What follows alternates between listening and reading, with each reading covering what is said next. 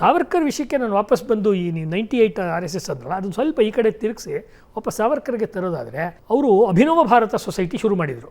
ಅಂದರೆ ಭಾರತಕ್ಕೆ ಸಂಪೂರ್ಣ ಸ್ವಾತಂತ್ರ್ಯ ಬರಬೇಕು ಅಂತ ಕಾಂಗ್ರೆಸ್ಗಿಂತ 25 ವರ್ಷ ಮುಂಚೆ ಹೇಳಿದವರು ಅವರು. ಆಮೇಲೆ ನೆಹರು ಅವರು ರಾವಿ ನದಿ ತೀರದಲ್ಲಿ 29ರಲ್ಲಿ ಅದನ್ನು ಘೋಷಣೆ ಮಾಡಿದರು. ಅದನ್ನು ಆವಾಗ ಗಾಂಧೀಜಿಯವರು ಬೇಡ ಅಂತ ಹೇಳಿದ್ರು, ಬೇರೆ ಬೇರೆ ಕಾರಣಗಳಿಗೆ ವ್ಯತ್ಯಾಸ ಇತ್ತು ಗಾಂಧೀಜಿಯವ್ರಿಗೂ ಮತ್ತು ನೆಹರು ಅವ್ರಿಗೂ ಈ ಸಬ್ಜೆಕ್ಟಲ್ಲಿ. ನೆಹರು ಅವರು ಸಂಪೂರ್ಣ ಸ್ವರಾಜ್ಯ ಬರಬೇಕು ಅಂತ ಹೇಳಿದರು ಅವರು. ಇದನ್ನು ಅಭಿನವ ಭಾರತ 1903-4ನಲ್ಲಿ ಹೇಳಿತ್ತು. ಚಿಕ್ಕ ಹುಡುಗರು ಇನ್ನೂ ಆವಾಗ. ಸ್ವಾತಂತ್ರ್ಯ ಬಂತು. ಸ್ವಾತಂತ್ರ್ಯ ಬಂದ ಮೇಲೆ ಸಾವರ್ಕರು ಸಾವಿರಾರು ಜನಗಳದ್ದೊಂದು ಸಭೆ ಮಾಡಿ ಅಭಿನವ ಭಾರತ ಸೊಸೈಟಿಯನ್ನು ಅಧಿಕೃತವಾಗಿ ನಾನು ವಿಸರ್ಜನೆ ಮಾಡ್ತಾಯಿದ್ದೀನಿ, ನಾನೊಂದು ಸಂಸ್ಥೆ ಶುರು ಮಾಡ್ತೀನಿ, ಆ ಸಂಸ್ಥೆ ತನ್ನ ಉದ್ದೇಶವನ್ನು ಈಡೇರಿಸಿದೆ.